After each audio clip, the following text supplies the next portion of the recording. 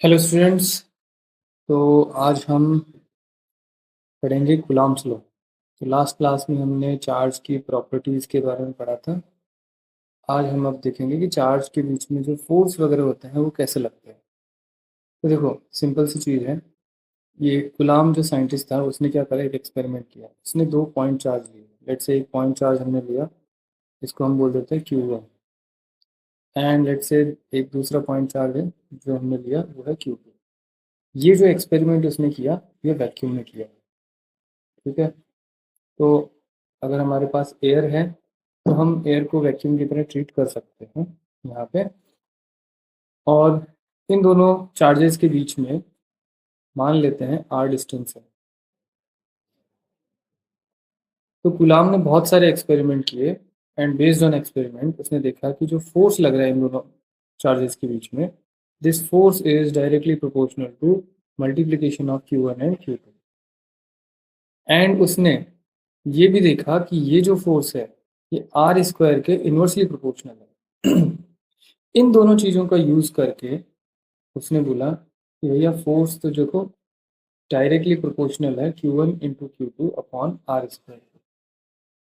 Now अगर हम यहाँ पे एक कांस्टेंट ऑफ प्रोपोर्शनलिटी डाल दें, इसको हम के बोल देते हैं, तो ये क्या हो जाएगा, के Q1 Q2 upon r square.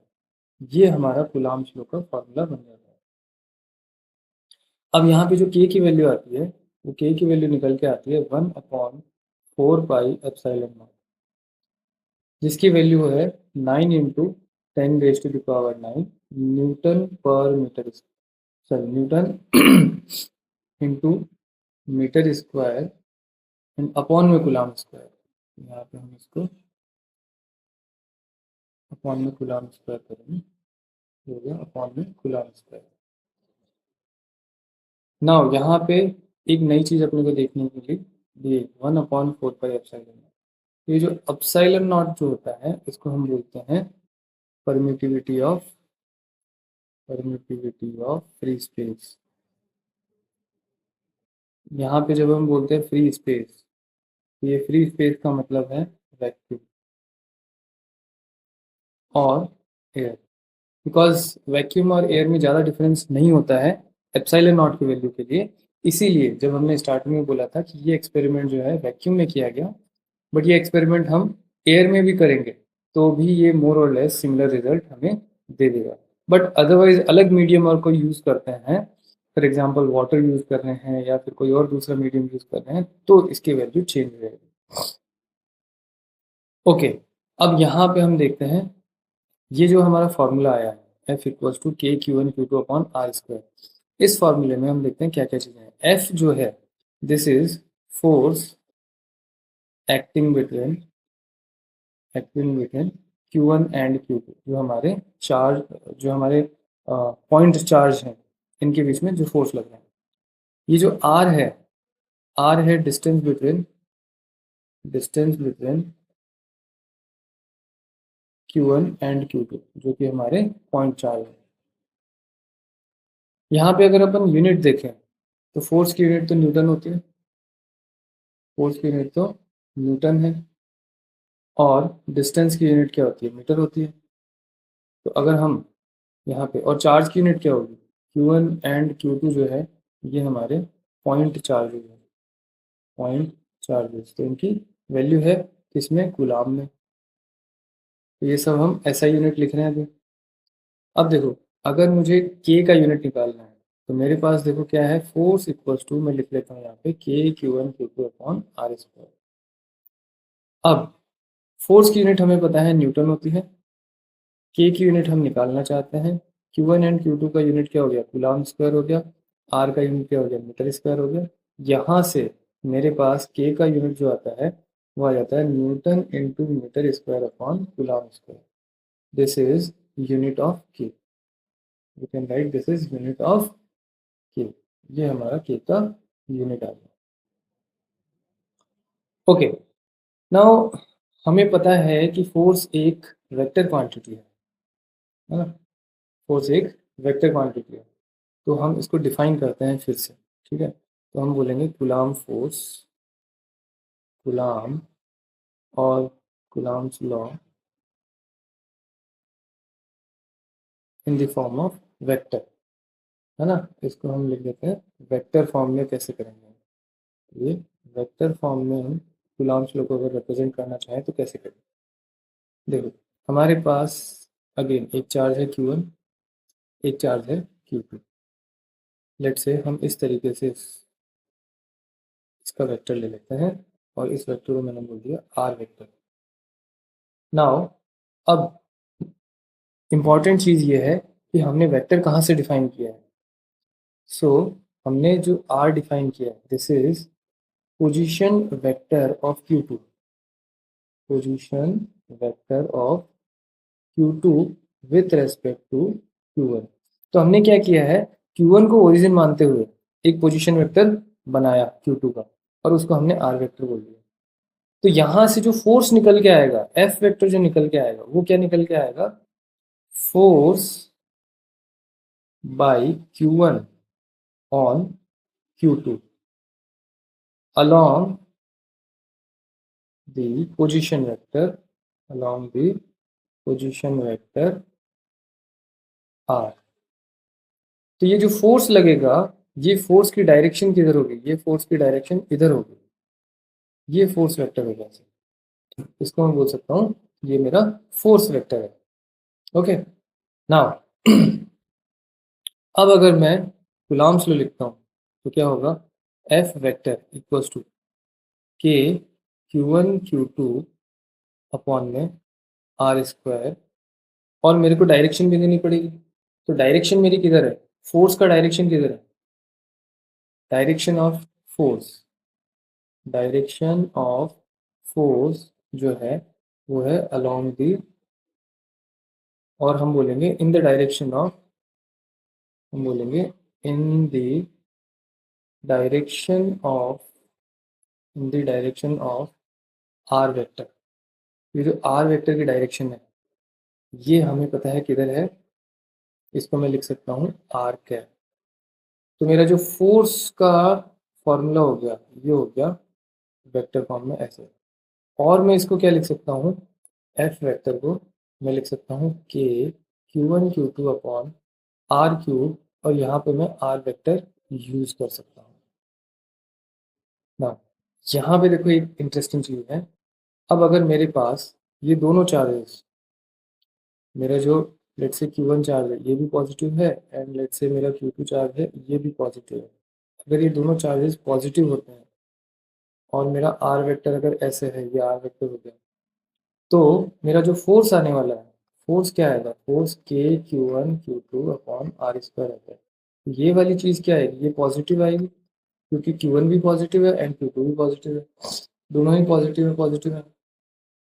तो अगर दोनों पॉजिटिव है तो मेरा ओवरऑल फोर्स पॉजिटिव आएगा, विच मीन्स इसका डायरेक्शन किधर होगा, इधर होगा।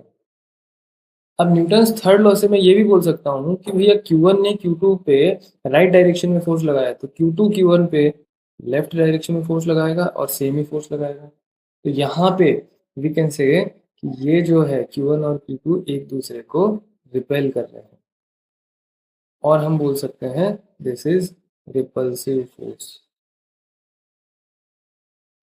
अब सेम चीज हम वापस से करते हैं, हम एक पॉजिटिव चार्ज लेते हैं और दूसरा वाला जो चार्ज है वो हम नेगेटिव चार्ज ले लेंगे, ठीक है।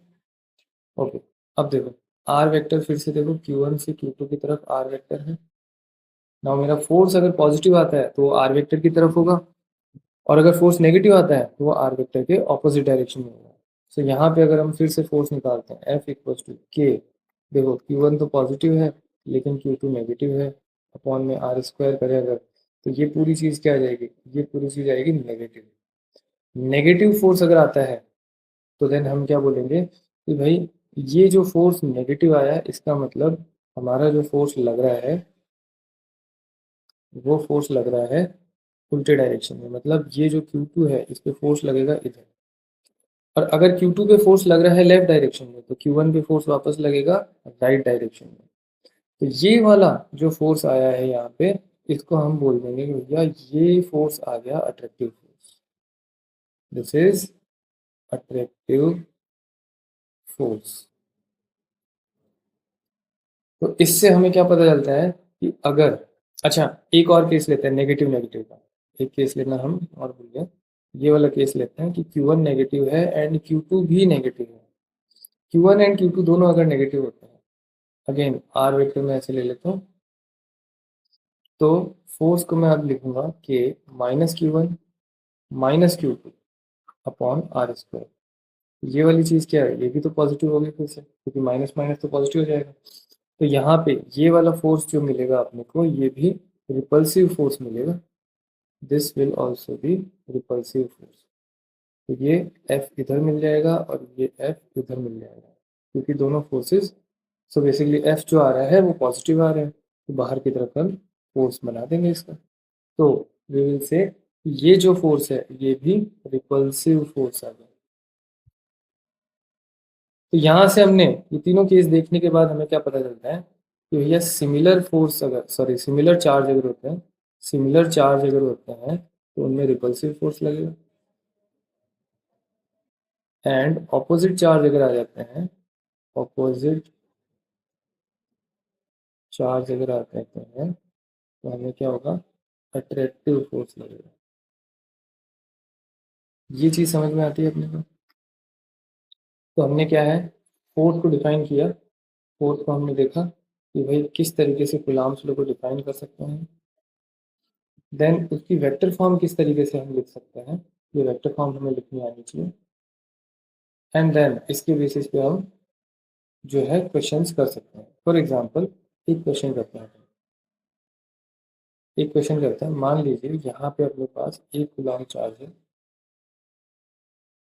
और यहाँ पे हमारे पास माइनस का 2 कूलम्ब चार्ज पड़ा है और इनके बीच की जो डिस्टेंस है वो है 2 मीटर। ये जो डिस्टेंस है ये 2 मीटर है। नाउ हम कैलकुलेट करना चाहते हैं कि ये चार्ज जो है आपस में कितना फोर्स लगा रहे हैं एक दूसरे पे। तो हम बोलेंगे कि भाई देखो ऐसे है, F इक्वल्स टू क्या होता है, KQ1 Q2 upon r square होता है। अगर ये F जो है पॉजिटिव आता है तो हम बोलेंगे फोर्स क्या होगा, रिपल्सिव। ठीक है, मतलब दोनों चार्जेस एक दूसरे को धक्का देंगे, रिपेल करेंगे। ठीक है और अगर हम ये फोर्स जो है इसको अगर हम बोलते हैं कि ये आता है नेगेटिव, तो हम बोलेंगे कि फोर्स जो हमारा रिएक्टिव होगा। ये चीज़ क्लियर है। तो यहाँ पे हम वैल्यूज रख देते हैं। तो हमारे पास देखो k की वैल्यू क्या है, 9 इंटू 10⁻⁹ इंटू यहाँ पे मेरा Q1 क्या है, +1 कूलम, Q2 का है -2 कूलम, और रेडियस जो है वो मैं लिख दूंगा 2 का स्क्वायर। सारी चीज़ें ऐसा यूनिट में है तो मेरा आंसर भी फिर न्यूटन में आ जाएगा। यहाँ पे अगर अपन इसको आगे सॉल्व करते हैं तो ये हो जाता है 9/4 इंटू 2, यहाँ पे माइनस हो गया, इंटू यहाँ पे करेंगे 10⁻⁹ और इसका ये यूनिट आ जाएगा न्यूटन में।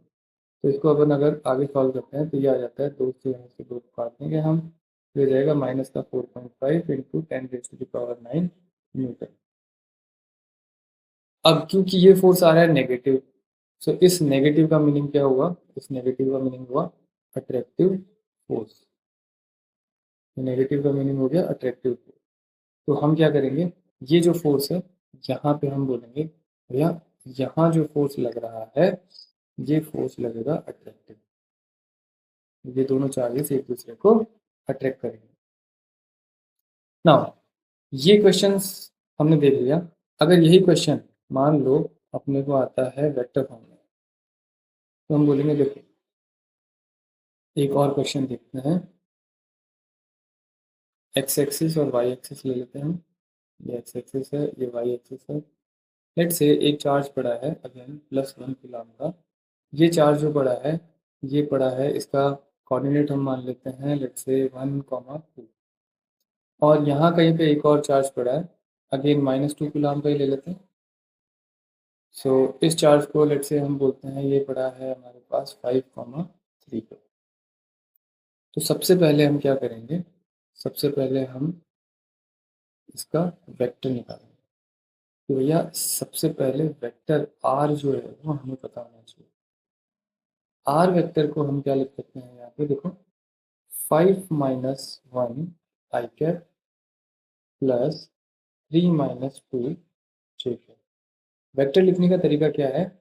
वेक्टर लिखने के लिए हमें कुछ नहीं करना होता है, x2 माइनस x1 कर दो, x पे आई कैप लगा देना एंड y2 माइनस y1 कर दो और y पे जे कैप लगा देना। तो ये x और y डायरेक्शन को हम आई कैप और जे कैप से रिप्रेजेंट करते हैं। तो हमारे पास जो ये r वेक्टर है ये क्या हो गया, 4 आई कैप प्लस जे कैप, ये हो गया। ओके, अब अगर मैं r वेक्टर का मॉड लेता हूँ विच इज मैग्नीट्यूड, तो ये मैग्नीट्यूड कितना हो जाएगा, 4 square plus 1 square which is √17। Okay, now अब हम आगे अगर अपना फॉर्मूला लगाते हैं, वेक्टर फॉर्म वाला formula, so this will be k(q1 q2) upon r³ into r vector. सो यहाँ पे हम क्या लिखेंगे, अगेन 9 इंटू 10⁻⁹ इंटू q1 हो गया अपने पास 1 कूलम प्लस का 1 कूलम, q2 हो गया माइनस का 2 कूलम, अपॉन में देखो r³ क्या हो गया, r³ हो गया अपने पास √17 का क्यूब कर देंगे हम, एंड r वेक्टर क्या हो, r वेक्टर क्या हो गया यहाँ पे, r वेक्टर हमारे पास हो गया 4i cap plus j cap. And अब हमारा जो फोर्स होगा, यहाँ पे माइनस बाहर लेके आ जाएंगे, तो माइनस बाहर आ गया अपने पास, this will become -18 into 10⁻⁹ on 17√17 and bracket में यहाँ पे अपन कर देंगे इसको 4i cap plus j cap. This is our force, फिर हमारा फोर्स निकल के आ गया। तो इस तरीके से वेक्टर फॉर्म में भी हम क्वेश्चन सॉल्व कर सकते हैं एंड विदाउट वेक्टर फॉर्म भी हम क्वेश्चन सॉल्व कर सकते हैं। तो आपको क्वेश्चन में जैसे भी दे रखा होगा, जिस भी फॉर्म में दे रखा होगा, उस हिसाब से हम सॉल्व कर सकते हैं। तो आज के लेक्चर हम यहीं पे रोकते हैं और नेक्स्ट जो लेक्चर होगा उसमें हम देखेंगे, यहाँ पे हमने देखो केवल 2 पॉइंट चार्जेस के बीच में हमने फोर्स कैसे निकाला ये देखा है। नेक्स्ट लेक्चर में हम मल्टीपल चार्जेस की वजह से कैसे फोर्स निकालेंगे और कैसे उसका रिजल्टेंट फोर्स निकालेंगे ये देखेंगे।